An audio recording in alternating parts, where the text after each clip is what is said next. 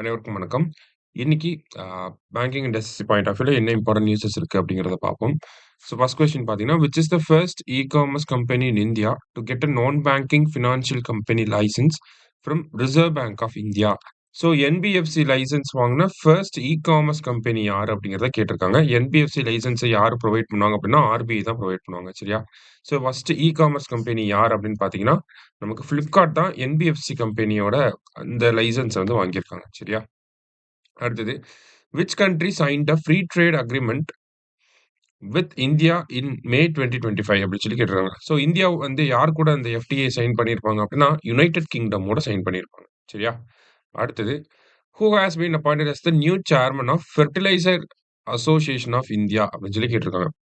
So fertiliser association of இந்தியாவோட new chairman வந்து யார் அப்படின்னு பார்த்தீங்கன்னா, சைலேஷ் மேத்தா அப்படிங்கிறவர் தான் நியூ சேர்பர்சனா வந்து இருக்கார். சரியா?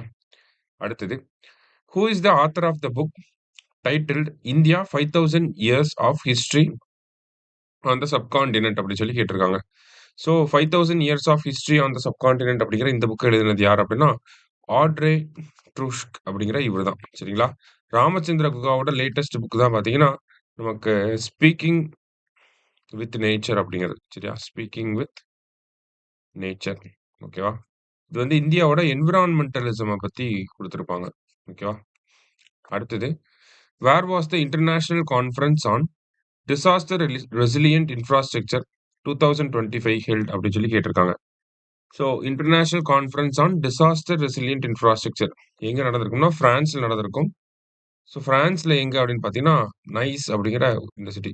ஓகேவா? ஸோ நைஸ் அப்படிங்கிற இந்த சிட்டியில தான் நமக்கு international conference on disaster resilient infrastructure அப்படிங்கிறது நடந்திருக்கும்.